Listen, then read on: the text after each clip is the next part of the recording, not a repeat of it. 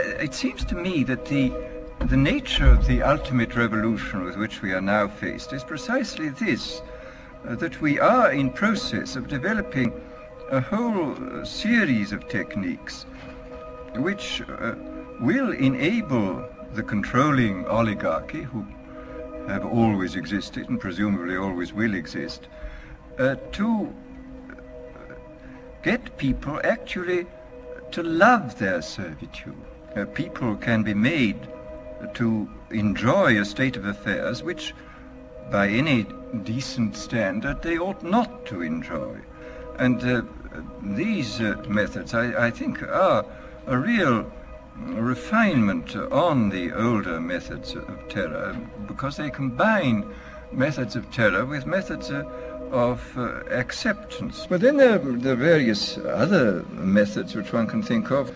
There is, for example, the pharmacological method. This was one of the things I talked about in Brave New World. And the result would be that, you can imagine a euphoric which would make people thoroughly happy even in the most abominable circumstances. These things are possible.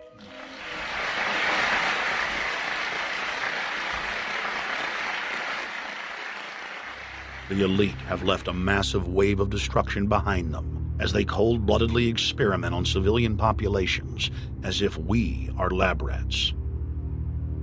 A string of congressional investigations has uncovered more than 20,000 secret tests that were carried out against the American people between 1910 and 2000. One well-known eugenics study, the Tuskegee Syphilis Project, killed hundreds of blacks and spanned 40 years until whistleblowers exposed it in 1972. From 1943 until present, the British have tested lethal nerve gas on their own personnel, on land, air, and sea. Many died instantly. Still others died grueling deaths over several years. The federal government commissioned secret radiation experiments on thousands of non-consenting patients. Hundreds of hospitals in the U.S. injected healthy men, women, and children with uranium and plutonium at dosage levels ranging from non-therapeutic to lethal, killing many of the test subjects. Pregnant wives of GIs were given vitamins by base doctors that actually consisted of highly radioactive uranium-239 and plutonium-241, resulting in violent miscarriages and the death of the mothers.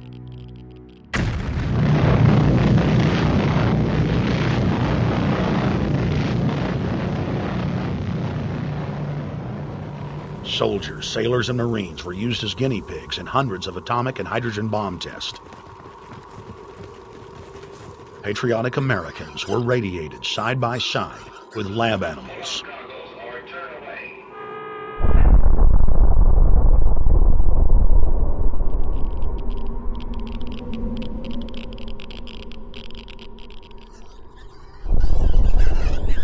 Pilots were forced to repeatedly fly through mushroom clouds of DNA-destroying radiation.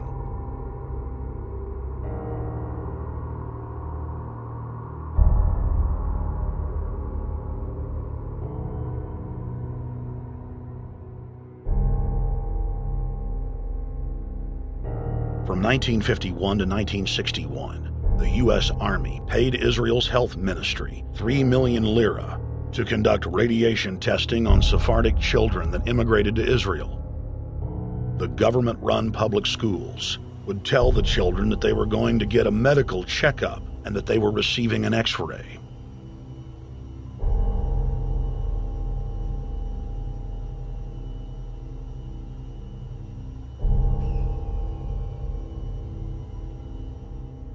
The Pentagon had already radiated more than 4,000 institutionalized children in the United States, many of which had died.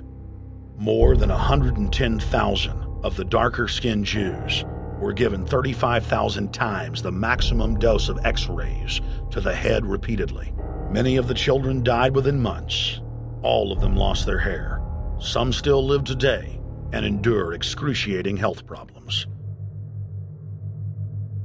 The covert testing of chemical, biological, and radiological agents on unsuspecting populations continues worldwide today. From 1940 to 1979, the vast majority of the British population was sprayed by aircraft more than 2,000 times with deadly chemicals and microorganisms without ever being told. In 1968, the Pentagon tested a deadly bioweapon on New York subways and placed personnel in local hospitals to monitor the effects. Aggressive sterilization of men and women continued in many states until the mid-1980s. The United States and England are currently testing pesticides and highly toxic experimental drugs on tens of thousands of healthy foster children, many of which die as a result of the experiments. Prisons across the nation have forced inmates to participate in grisly experiments, ranging from pesticide studies to having tablets of dioxin sewn into their backs. Gradually, by selective breeding, the congenital differences between rulers and ruled will increase until they become almost different species. A revolt of the plebs would become as unthinkable as an organized insurrection of sheep against the practice of eating mutton. Bertrand Russell. H.G. Wells, Aldous Huxley, Bertrand Russell, and hundreds of other eugenicists constantly bragged about how the establishment believed themselves to be a separate, more advanced species than the common man. Top eugenicists were bold enough to admit that their real goal was not improving the heredity of the commoner, but to further dumb them down so that they could be more manageable. Nobel Prize winner Russell wrote at length about how vaccinations filled with mercury and other brain-damaging compounds would induce partial chemical lobotomies and develop a servile zombie population. Diet, injections, and injunctions will combine from a very early age to produce the sort of character and the sort of beliefs that the authorities consider desirable, and any serious criticism of the powers that be will become psychologically impossible. Bertrand Russell. Over 100 years ago, eugenicist social planners said that they'd use mind-altering drugs to control the population. By 2007, more than 20% of the U.S. population were on some type of prescription antidepressant. But in the case of foster children, a sector where the state has total control, at least 2/3 are forced to take a cocktail made up of, on average, 7 psychotropic drugs. Chairman of the Texas Society of Psychiatric Physicians, Joe Burkett, testified before the State House Select Committee hearing on psychotropic drugs in foster care and shocked the public when he said that 2/3 of foster children in Texas had been placed on psychiatric drugs because they were very, very sick from a bad gene pool. A lot of these kids come from bad gene pools. They don't have stable parents making good decisions. Besides the gene pools, they've then been traumatized by abuse, neglect, and problems, and then they've been traumatized by separation, and all those things predispose to mental illness. The Western world is now implementing eugenics pre-crime policies. Fetuses are now being pre-screened according to family histories of crime. From Portland, Oregon to London, England, Child Protective Services are enrolling newborn children into criminal databases at birth and forcing them to attend probation hearings at age 2. The overlords of scientific dictatorship are ruthlessly prosecuting a war on our most defenseless. In December of 1974, the U.S. government made Third World population reduction a central national security issue. The operation plan, titled National Security Study Memorandum 200, was simply a regurgitation of the British Commission on Population created by King George VI of England in 1944, which openly stated that populous Third World nations posed a threat to the international elite's monopoly of global power. The Kissinger-authored U.S. plan targeted 13 key countries where massive population reduction was called for. Kissinger recommended that IMF and World Bank loans be given on condition that nations initiate aggressive population control programs, such as sterilization. Kissinger also recommended that food be used as a weapon, and that instigating wars was also a helpful tool in reducing population. In 1972, the Nixon White House also implemented a eugenics policy which was directed by George Herbert Walker Bush, then United States Ambassador to the United Nations. Bush advised China on the formulation of their one-child policy and directed the federal government to forcibly sterilize more than 40% of Native American women on reservations. The Bilderberg-dominated Club of Rome advocated environmentalism as the best front to implement population reduction. Western populations would accept serfdom if it was packaged as saving the earth.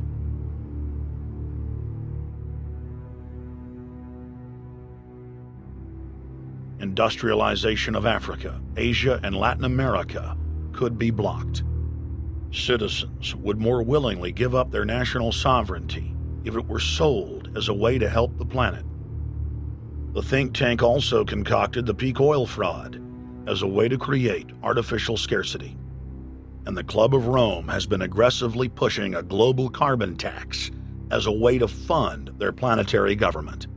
In the draft copy of the United Nations Global Biodiversity Assessment, it states very clearly that we must reduce the human population from its current level of about 6 billion people down to about 1 billion people. In the 1970s, South Africa developed race-specific bioweapons to target blacks and Asians, and then subsequently sold the technology to Israel in the mid-1980s. In September of 2000, the Project for a New American Century published a document in which Dick Cheney described race-specific bioweapons as politically useful tools. And somebody mentioned, well, why would they want to reduce the human population when that means less money for them? Most people have no idea. They're not after money. They have all the money they need. They're after power. That's their aphrodisiac. The overlords of the New World Order are now aggressively pushing for a worldwide one-child policy. The Chinese one-child policy was phased in gradually. In the 60s, when it began, you only had to pay a tax penalty. Only later did they imprison you if you had more than one child. Now the exact same proposals to penalize couples who have more than one child are being made in the United States, England, and Europe. In the push to reduce global warming, children, according to some, are the new culprits. A think tank in the UK says too many kids are what's making the planet worse, saying large families, anything over 2 children really, should be frowned upon as an environmental no-no, akin to not reusing your plastic bags, driving one of those big gas-guzzling cars, taking long trips overseas. The UK, in fact, has negative growth. I think Canada does too. That still, families in our rich countries shouldn't have more than 2 kids. In 1998, Ted Turner pledged to give more than $1 billion to the United Nations to be spent in the implementation of population reduction policies planet-wide.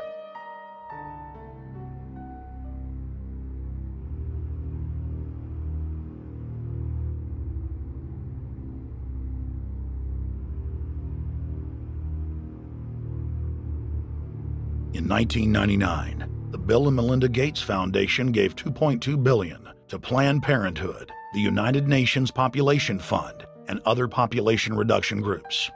By 2007, the Gates had given more than $30 billion, almost exclusively to population control groups. The controlled corporate press cynically reported that the Gates were giving the money to help third world children. Bill and Melinda Gates were dethroned as the world's most generous philanthropists when their friend and fellow population reduction enthusiast, Warren Buffett, gave $37 billion to fund an army of population control groups. And I actually think the world will be much better when there's only 10 or 20% of us left. Dr. Eric Pianka. Prominent University of Texas biologist Dr. Eric Pianka, while receiving an award from the Texas Academy of Science, said that the worldwide AIDS pandemic was, quote, no good, it's too slow, and went on to laud the virtues of Ebola because it would kill 90% of the world population quickly. When his statements erupted into a national controversy, his graduate students defended him, stating that Pianka was too conservative and that all humans should be killed. But most frightening was the fact that in a crowd of over 1,000 prominent scientists,